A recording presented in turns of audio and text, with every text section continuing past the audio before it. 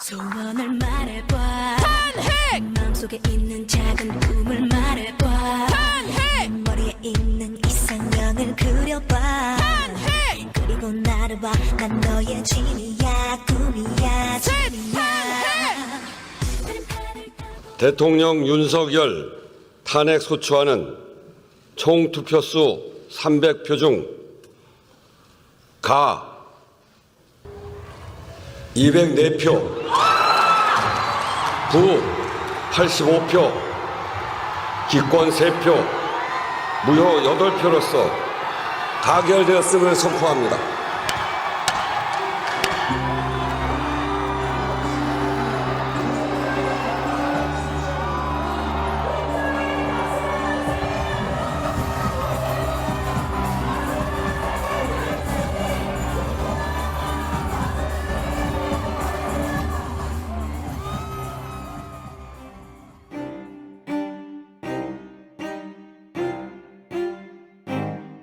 (1980년) 광주민중항쟁을 진압하고 권력을 장악한 전두환 정권은 유력한 야당 정치 지도자 김대중에게 사형을 선고하고 정권에 반대하는 일체의 정치활동을 금지시켰다.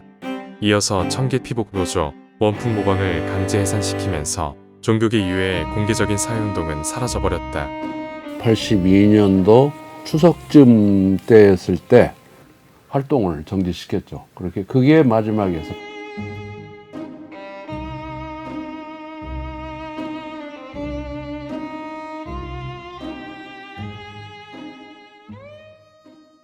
우리가 인생을 포기하든지 사람이 사람답게 살 것 같으면 목숨을 걸고 살 수밖에 없는 거네. 이게 용기가 있어서가 아니라 시대가 그렇게 만드네 우리를. 김영삼 씨 단식 이후에 전두환 군부 정권이 상대적으로 유화 제스처를 좀 보였어요. 자신을 못했던 거고 그때를 어쨌든 했고. 우선 이제 창립총회를 하고 다 이제 안기부에 끌려갔다가, 그러니까 우리가 생각하는 최선의 방법은 근태형만 감옥 가고 나머지는 안 가는 게 최선이라고 생각을 했었어. 그런데 예상을 깨고 근태형까지 안 잡혀간 거야. 감옥을 안 간 거야.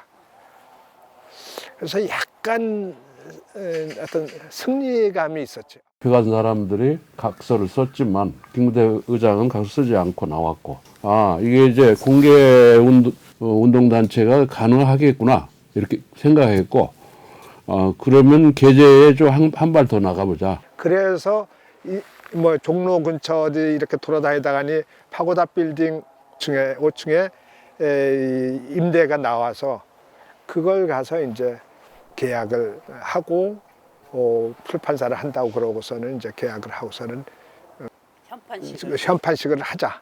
그리고 이게 이제 공개적인 정치투쟁 단체의 깃발을 올리고 또 우리가 그렇다라고 하는 거를 표방하는 이런 걸로 간 거죠. 그리고 상상하지 못한 데서 공격이 들어온 거야.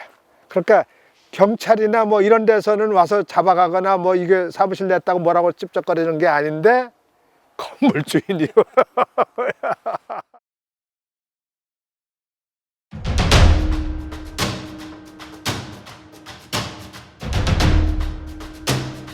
(1983년 9월 30일) 민주화운동청년연합은 전두환 정권의 포갑 통치를 뚫고 처음으로 공개적인 정치투쟁을 선언하며 창립총회를 열었다. 그해 10월 29일 오후 2시 종로구 인사동 입구 파고다 빌딩 504호에서 회원과 지도위원 120여 명이 참석한 가운데 현판식을 거행했다. 기독교나 천주교에 기대지 않고 시내 한복판에 버젓이 사무실을 내고 근무를 한다는 건 매우 놀라운 일이었다. 내주자마자 종로서에서 난리가 난 거지. 난리가 나니까 이 사람이 이제 못 들어온다고 이제 그걸 한 거예요. 이제 우리한테 이제 속이고서는 계약을 했다는 거죠. 그래서 이제 이걸 집기를 다 내렸는데, 그게 우리가 계약 다 해서 들어가고 우리 집기를 그렇게 함부로 내리는 것이 문제다라고 하는 거를 우리도 알고 있었으니까 우리도 계속 갖다 올려놓고, 야, 저거를 떼가 내가 다시 갖다 붙이면 저놈들 또 떼갈 거야? 그러면 뭐 어떻게 하다 뭐 내가 잡혀가는 거야? 뭐 어떻게 되는 거야? 이런 게 없는 거야. 그냥 뛰어. 그럼 또 갖다 붙이지? 그럼 또 뛰어. 그럼 또 갖다 붙이지? 짚게 내려놔? 아이고, 좀 오늘 힘들겠다. 끌고 올라가자. 올라가서 이제 하루 놀고 또 그 다음에 투론 또 내려가 밑에 있는 거야. 그럼 또 끌고 올라가면서 오늘도 한 건 했네?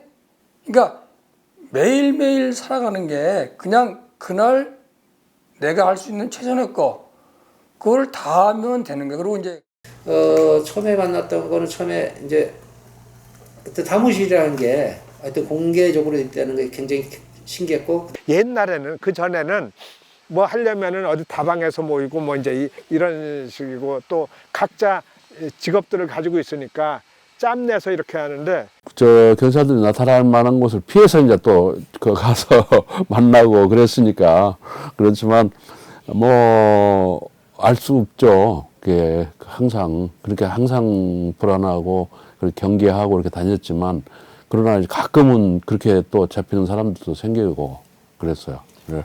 사무실 가지는 공개 단체라는 게 참 그 꿈꾸기가 힘들었던 당시 상황은 이 사무실을 내고 입주한 그 자체가 사실 좀 감격적이고 감동적인 사건이었죠, 사실. 거기가 매일 아침에 출근을 하는 거야, 사무실로. 그러니까 모여서 물론 매일 회의하는 건 말할 것도 없고 이게 아침에 집에서 출근한다고 나가는 거지. 그래서 매일 모여서 회의를 하니까 뭐 무슨 회의를 하겠어. 어떻게 하면은 데모할 건가. 근데 결국은 운동이 직업이 된 거지. 막 이리저리 쫓겨다녀가지고 본부도 없는 것보담도 그래도 우리 사무실을 두고 우리가 한다. 싸우다가도 그냥 갔다가 올 때도 있고 그런다. 그게 상당한 용기와 자부심을 줬어요. 공개적인 공간은 그 당시 어떤 데만 가지고 있는 건가 하면 교회나 그 다음에 흥사단이나 이런 것처럼 이 합법단체나 종교 그룹만 그것이 가능했던 것이고 그 다음에 정치를 하는데 근데 운동단체가 공개적인 공간을 운동을 표방하면서 갖기는 이렇게 허용되지 않죠. 80년 이후로 기독교의 협회를 쓰지 않고 독자적인 정치 투쟁을 할 수 있는 그런 단체로는 처음으로 생긴 거라고 봐야 되겠죠. 근태형이 약간 그런 생각이 좀 강했어. 기독교나 가톨릭 종교에 의존하지 않고. 그러니까 은밀하게 보이지 않는 거죠. 그러니까 당당하고 떳떳하고 뭐 잘못했냐라고 얘기하는 형태가 되는 거죠. 뿌듯했던 게 다 찾아와 모두들이. 예. 그러니까 무슨 목건이라도 있으면 일단 여기가 그래도 따올 줄을 안다라고 생각을 하는 것 같아요. 그러니까 난민전 그쪽 또 가족들 뭐라든지 또 인권 관련으로서도 뭐 돌아가면 또 있는 사람이 하는 거야. 그 공간이 여러 가지로 활용이 될 수가 있습니다. 공간을 통해서 사람들이 왔다 갔다 할 수 있잖아요. 뭐 가는 거가 부담이 되지만 일단 가서 서로 간에 거기서 많은 것이 이렇게 좀 그렇지 않으면 맨날 숨어서 하게 되면 맨날 조심하면서 해야 되잖아요. 근데 그런 면에서 보면 이제 이 공개적인 공간을 갖는 걸 확보하는 거는 당시 시점에서 매우 중요하죠.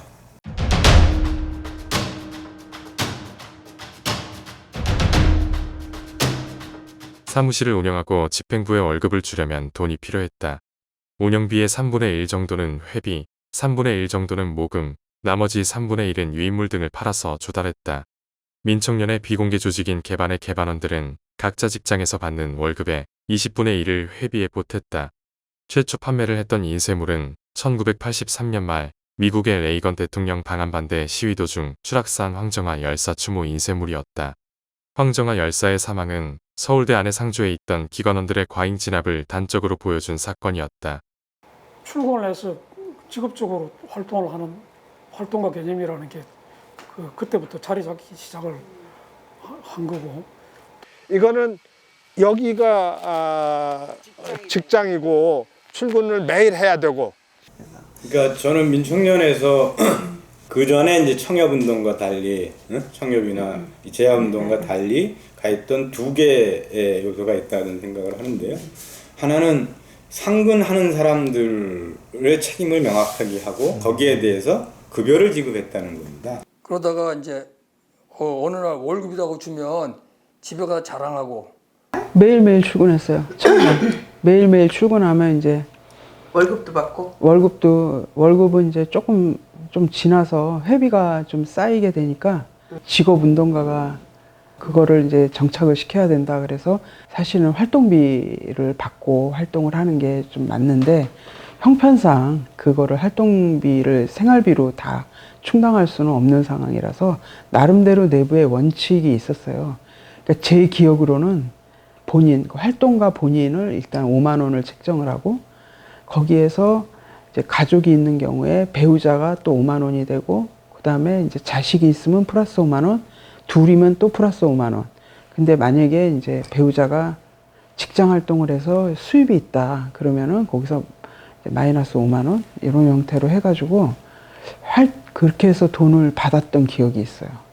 뭐 결혼 안 했던 사람들은 거의 5만 원 정도 받았었어요. 제 기억으로는. 84년도에는 10만 원 가지고 빠듯했어요. 밥 사 먹고 교통비하고 한 달에 겨우 빠듯한 10만 원이. 구류가 살게 되면 시장에서 10일, 그 조사실에서 한 2, 3일 이렇게 하면 돈 안 쓰고 생활을 한 거죠. 사람들이 와가지고 이제 뭐 영치금도 좀 넣어주고 그러니까 그러면 이제 살림이 좀 풀려가지고 그런 살고 나오면 좀 여유 있게 생활을 한 거죠. 월급을 7만 원 주는데 7만 원 받으면 그 앞에 거기에 있어 그 백반집이 있는데 백반집에 돌아가면서 밥을 한 줄 사는 거예요. 1인분에 한 2,000원인가 2,500원인가 그렇게 했어요. 그러니까 한 10,000원 하면 4명이 가서 아주 폼 잡고 먹는다고. 그러니까 그거는 아주 우리끼리 맛있게 그냥 음미하면서 먹는 그러면서 야 미안하고 고맙고 뭐 이런 게 있죠. 주로 하던 일이 맨날 유인물 갖다 주고 또는 뭐 만드는 거 갖고 오고 인쇄하러 가고 주로 그런 거. 그래서 이제 민주화의 길과 같은 공식적인 이제 회지지, 회보 같은 경우를 기관지 같은 경우를 만들어서 대중들에게 무작위로 공급하고 성명서를 공개적으로 인쇄해서 뿌리고 할 수 있는 게 이런 공간의 문제와 같이 연계되어 있다고 생각이 드는 거죠. 그러니까 물리적 공간뿐만 아니라 활동의 공간과 내용을 확보하는 데 있어 중요한 하나의 이제 계기점들이 됐다 이렇게 보면 됩니다. 5층인가 6층인가 그래. 5층인데 엘리베이터도 없지. 그러니까 막 하면 그 평상시에 뭐 오르락내리락 하는 거는 뭐 젊은 사람들이니까 괜찮은데 뭐 신문 같은 거 이런 거 막 그 실어 날라야 되는 거 있잖아요. 무게 있는 거 그거 할 때는 완전히 고역도 그런 고역이 없어. 그 5층을 지고 올랐다가 또 지고 내려와야 되니까. 기관원들이 사무실까지 들어오지는 않았어요. 들어오면 아무 일을 할 수가 없잖아요. 싸움이 일어날 수밖에 없으니까. 그러나 사무실 근처 무슨 다방 같은 데 이런데 여러 기관들이 와 있었어요. 그거는 이때도 뭐 그랬을 거고 이게 파고다 빌딩 근처 어딘지 나는 좀 치안본부도 시경, 관할 그 경찰서 세 군데가 왔고 보안사도 있었고 중앙정보부가 있었고 이 사람들이 항상 다 같이 모여 있지는 않았지만 그래도 이렇게 그 사람들끼리 서로 정보 교환도 하고. 저놈들은 인정을 안 하지만 우리 나름대로 기관지라는 걸 만들어 가지고 그걸 가지고 그 운동권 내 노선 투쟁을 공개적으로 그 하고 또 우리 내부에 있는 그 저거를 드러내고 그 서로 그 치열하게 그 싸우고 하는 걸 드러내면서 발전시키는 그런 공간을 만들었다.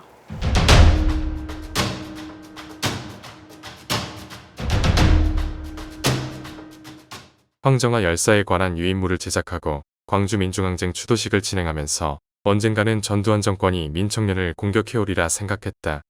당시 집행부를 맡고 나서 니들은 구속을 각오했다. 성명서와 같은 유인물을 작성할 때에는 단어 하나에 촉각을 곤두세웠다. 군부 정권과 밀고 당기듯 민청년은 민주화운동의 영역을 넓혀갔다. 민주화의 영토를 확장하기 위해 구류 생활은 일상이 되었다. 던져보고 되네 저쪽에 리액션이 있으면 좀 조심하고 또 위에서 다시 한번 때려보고 이런 현상들이 있는 거죠. 예. 그리고 나 제일 이해할 수 없는 사람이 최민아 선배였어. 최민아 선배는 그 구리를 도맡아 놓고 가. 그 이 양반은 나중에 얘기를 들어보니까 김근태 선배하고 서로 약속을 했더라고. 아, 내가 구리는 다 살 거라고.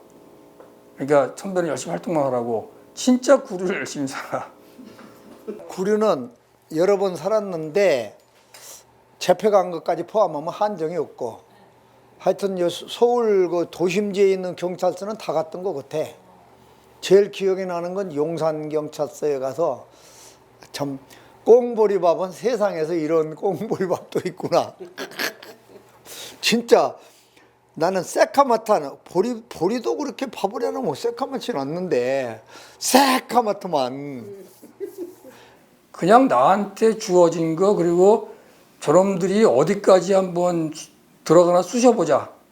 그러다가 우리가 잡혀먹으면 두꺼비 새끼들이 부화될 거야. 그럼 그 다음엔 그 다음 때가 알아서 하는 거야. 우리 몫은 여기까지야. 이제 그런 게 아까 처음에 얘기했던 것처럼 지킬 게 없는 거. 그 비슷한 질병이거든.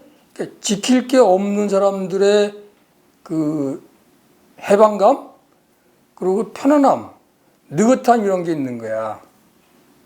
그게 난 우리 운동에서 굉장히 중요한 자산이라고 생각해. 그 여러 건이 쌓이면은 이제 여러 건이 쌓이면 이제 한 사람이 책임지고 이번 거는 내가 다 그 쓰고 내가 책임지고 가서 구류를 살고 온다. 뭐 이런 식으로 이제 예산값 처리한다. 뭐 이런 말까지 하고 그랬어.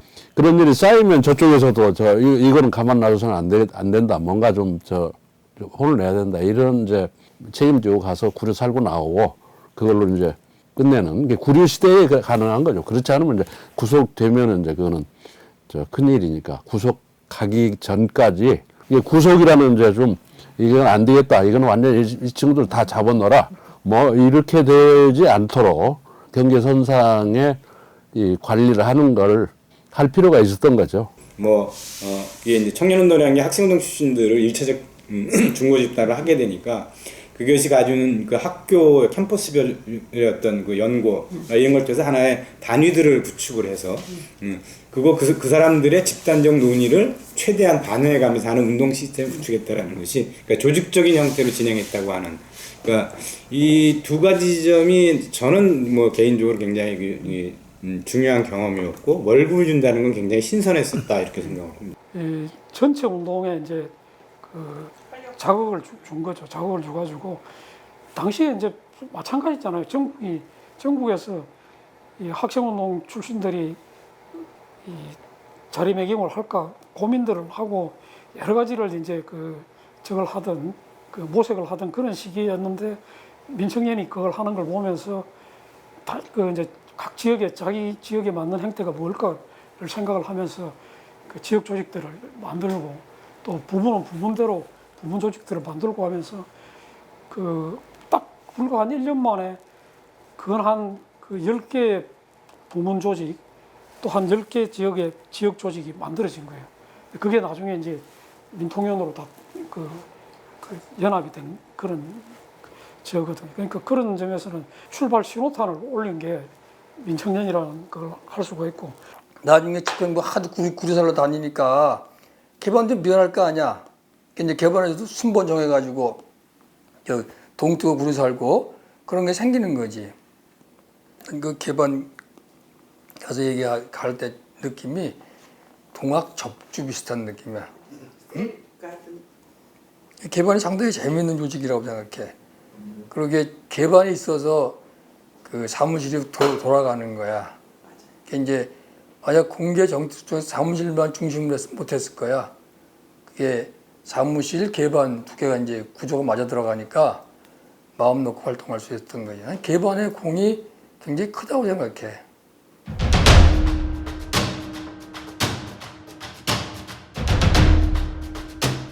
종로구 인사동 131번지 인사동 입구에 공개 사무실에서 1차 집행부가 상시 근무를 시작했다. 김근태, 장영달, 박우섭, 연성수, 박계동, 홍성엽이 매일 출근했다. 1984년에 이르러 본격적인 대외 공개투쟁을 펼치기 시작했다. 이를 위해 1984년 4월 17일 2차 총회를 거쳐 76학번과 77학번 후배들이 추가되었다. 2차 집행부는 이명식, 김찬, 김성원, 임태숙이었다. 84년도 4월 달에 2차 집행부가 그걸 해요. 그 1차 집행부가 주로 영달이 형, 무섭이 형, 성수 형, 홍성엽, 그 또래들이고 7273들, 김찬, 김성원이, 임태숙이 보강이 되고, 그 사무실 사수 그거는 1차 집행부가 거의 다 해낸 거예요. 그 다른 대학 운동권에 난다긴다는 사람들이 처음 본 거야. 근데 다 착각빠게 생겼더라고 사람들이. 그때 집행부 보면 각각 자기 사명감들이 투철해서 박우섭 동지가 사회부장을 했지. 네.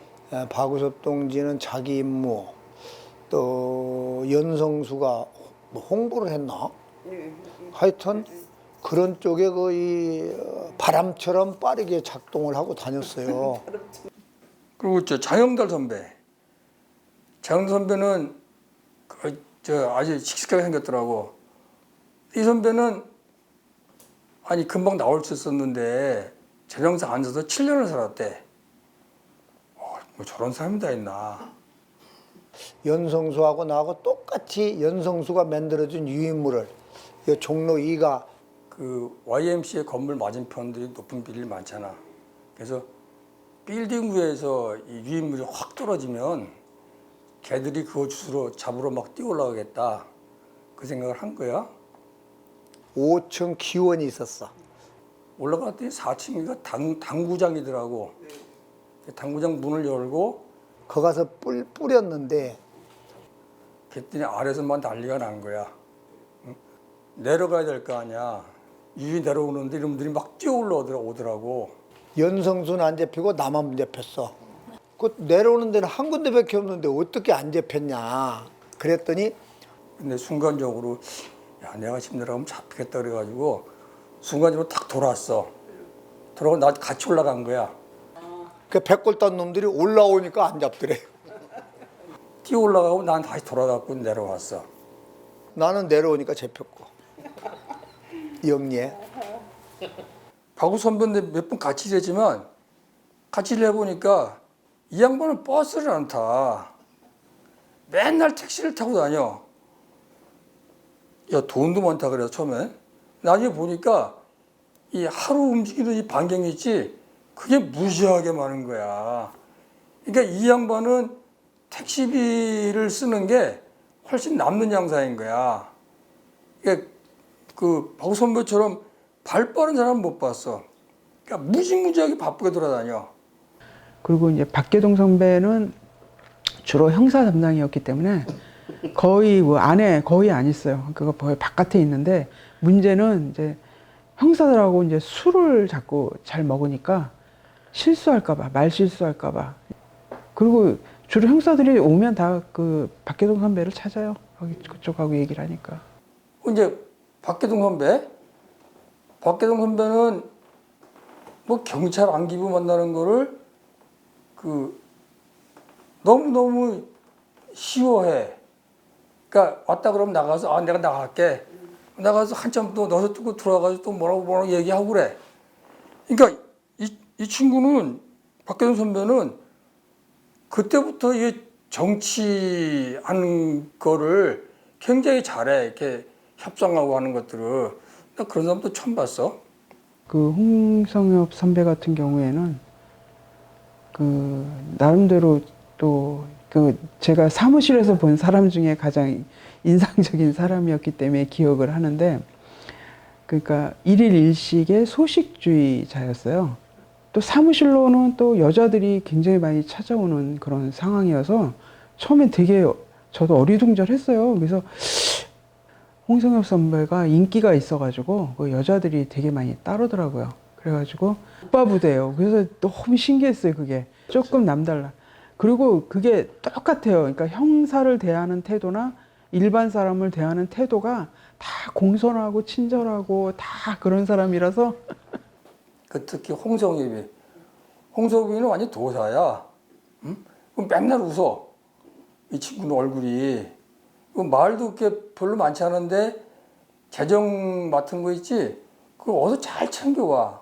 이 양반이 뭘 하는가 하면 경찰에다 전화를 해요. 전화를 해가지고 그 전두환이가 이제 그거 가는 날이야. 방일하는 날이야. 저 시민인데요. 지금 마포대교 그 대통령 지나가는 다리 밑에 폭탄을 설치했다고. 진짜요? 이 새끼 경찰력을 이런 데 낭비하게 만들어야 된다고. 제일 먼저 하여간 그 김건태 선배가 나와 계셔요. 혼자 제일 먼저 나와가지고 사무실 청소하고 싹 정리하고 하고 있는 거예요. 그러니까 들어가면서 항상 우리가 미안하지. 우리가 덜레덜레 뛰죠. 그때서 들어가는 거니까. 근데 그게 사람이 처음에는 야 대기 그거 가도만은 며칠 지나니까 당연하지 뭐 또 그렇게 되는 거야. 이명식 선배는 고대였기 때문에 근데 고대 쪽이 사실은 좀 개반 조직이 조금 아마 약했을 거예요. 아마 역할을 좀 많이 했고 또 이제 이명식 선배 같은 경우는 또 바깥에 그 원로들하고 관계가 좀 있었던 거로 아는데 그런 역할을 좀 했어요. 김찬 그 차장 같은 경우에는 정책적인 아이디어 같은 것들을 좀 많이 냈었던 편이고 이제 성대였잖아요. 그래서 성대 쪽이 이제 소수 의견으로서 어떤 정책 방향이나 이런 거를 많이 제시를 했었는데 이제 김성원 씨 같은 경우에는 그 외대였는데 조직력이 좀 약했기 때문에 주로 그런 쪽에랑 관계를 좀 많이 가지고 있어가지고 그쪽 사람들의 의견을 좀 반영하는 창구였던 것 같아요. 여성부장도 기억이 많이 나는데 임태수? 네. 응. 내가 처음 본 아주 당돌한 여성이었어. 태숙이한테 굉장히 많이 배웠어. 여성운동에 대해서. 굉장히 논리적이었고 굉장히 많이 배웠어. 그러니까 그 사람 하나하나가 아주 다 독특해. 독특하고 사람들이 착해. 그리고 상당히 재밌었어. 얘기하고 뭐 같이 활동하고 그러는 게. 그리고 항상 거기 형사가 상주에 있었거든요, 사무실에. 바깥에도 몇 사람이 있었고, 이제 복도에도 왔다 갔다 하고 이제 이러기 때문에 되게 이제 조심을 하고 거의 개반 쪽 사람들은 거의 오질 않았죠. 오면은 이제 뒤를 밟히니까. 그리고 이제 회의도 거의 도청당하는 상황이니까 거의 종이에다 메모지를 써가지고 이렇게 이제 회의를 다 해서. 아니 이놈 이 도청된다고 해가지고 말을 크게 못하게 하고 전부 필담을 하고 그랬거든. 김건태 선배가 이제 불러 앉혀놓고 뭘 이렇게 크게 정확하게 설명을 하시는데 막 적어가면서 하는데 소리는 작지 글은 안 보이지. 근데 자꾸 대물을 수도 없잖아. 예? 그 대기 머리 나만 보일 거 아니야. 이 새끼 이것도 못 알아듣는다. 그러니까 안 보이고 안 들리는데 그냥 알아차는 거예요. 예. 속으로 죽겠네 이거. 어떤 때 몇 명 같이 앉아 있다 나오면 서로 이제 확인해 보는 거예요. 근데 각자 해석이 다 달라.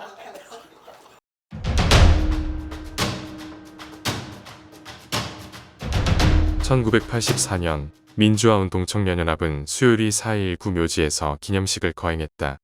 이후 경찰과의 충돌로 장영달 부회장, 이해찬 상임위원회 부위원장과 오경렬 회원이 병원에 입원하는 부상을 입기도 했다.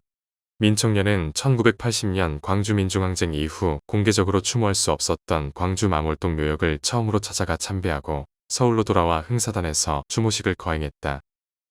광주 집회하고 그것 때문에 흥사단 집회하고서는 저기 하지 않을까 걱정을 했었는데 그것도 그냥 넘어갔고 그리고 이제 또 유인물의 수위도 항상 이제 관건이지. 그러니까 이 그때 광주는 계속된다 이거 유임을 내면서 이것 때문에 누가 또 잡혀가지 않을까 이런 걱정들도 하고 그랬었는데 그런 것들이 잘 넘어갔지. 추모 카드, 황정화 추모 카드 같은 걸 만들었던 걸로 기억해. 돈 받고 팔았. 광주에서 뭐 이런 그 사람이 죽었다고 정도 알고 있었던 거지. 황정화 열사 추도식 같은 걸 하면은 이거 당하지 않을까.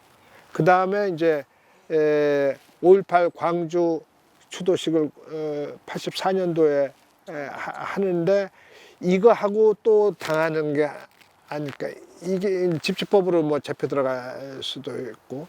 그리고 이제 구류는 자주 들어갔지. 이제 뭐 하다가 이제 그 집회 끝나고 5월과 민족항이라고 이제 항서단에서 그 광주 그 추모제 겸 이제 기념식을 했던 거고 실내 집회를 끝내고 저 가는 과정에서 아마 경찰들하고 뭔가 이렇게 시비가 붙었던 것 같아요. 경찰들이 뭐 우리 그 회원들하고 연행하려고 하고 이제 그런 과정에서 이경원 씨가 유산했던 것 같아요. 그때 당시에도 옛날 같았으면 아마 성명서 한 장 내고 끝냈을 건데 근데 그렇게만 하기에는 좀 너무 이제 사안 자체도 그렇고 가슴 아프기도 하고 이게 단체로서 뭔가를 만들어낼 필요가 있겠다 이런 판단이 있었기 때문에 그래서 이제 그거를 전담으로 여성부에서 맡아서 하긴 했지만 이제 관을 들고 행진을 해보자 이제 처음에 그래서 그 관을 만들어 가지고 그걸 몇 사람이 경찰서까지 행진하는 그거를 한번 시도를 해봤는데 의외로 그 얘네들이 강압적으로 막질 않고 그냥 이렇게 그 보호하는 형태로 따라오는 그런 거기에서 이제 한 발 더 나가서 그러면 이 집회를 좀 더 이제 확산을 시키자 이거를 그래가지고 이제 여성부 쪽에서는 기독교 여성단체들을 대상으로 해서 그 이 사건에 대한 연대 형태를 만들었고 그리고 이제 기독교 쪽에서는 이제 성명서도 내고 모금도 하고 이경은 씨 앞으로 그 찬조금도 좀 보내왔기도 하고 치료비도 보내오기도 하고 또 한편으로는 그 영문으로 해서 국제사회에 그 사건을 알리는 그런 계기가 되기도 했습니다. 운동권 내부적으로는 굉장히 여러 가지 의미를 가져다 준 사건이었죠. 힘센 그런 상대가 있을 때 그 앞에서 그 경계선을 넘나들면서 잡혀 먹히느냐 잡혀 먹힐 때까지 저 투쟁함으로써 결국은 대중들, 국민 대중들에게 그런 민주화운동의 대의 알리고 민주주의를 조금씩 발전시켜 나가는 그런 마중물 역할을 한다. 이제 그런 이제 자부심이 있었고 확실한 건 아니고 100% 확실한 게 아니고 다만 그 가능성을 갖고 경계까지 밀고 가는 용기가 있을 때 운동이 한 단계 발전할 수 있는 계기를 만들 수 있다. 이제 김근태 그 의장과 그 집행부가 나름 확신을 갖고 제시했던 운동론이었고 우리는 이제 그걸 신뢰하고 따라갔던 그 상징적인 지점이 바로 504호다. 그렇게 생각하는 거죠. 그때 그 맡은 바들 직무들을 참 열심히들 했고 뭐 잡혀가는 거 관계없이 열심히 해서 지금도 아주 그 동지라고 하는 건 내가 잡혀가도 저 동지가 함께 행동을 해주겠다고 하는 믿음이 있을 때 행동하잖아요. 그 믿음을 100% 주었던 것이 김근태 의장이야. 그러니까 뭐 참 모든 사람들이 서로 간에 똘똘 뭉치는 힘이 됐었어.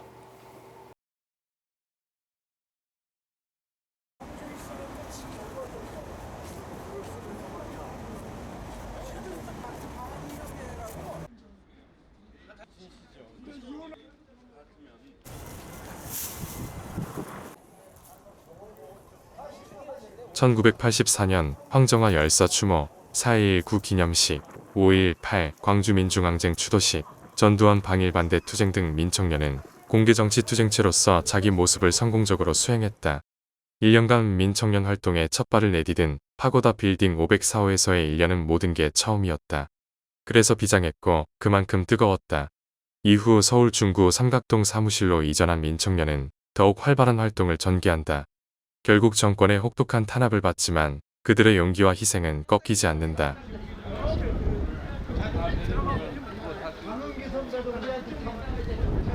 강은기 선배도 기억해야 될 장면인데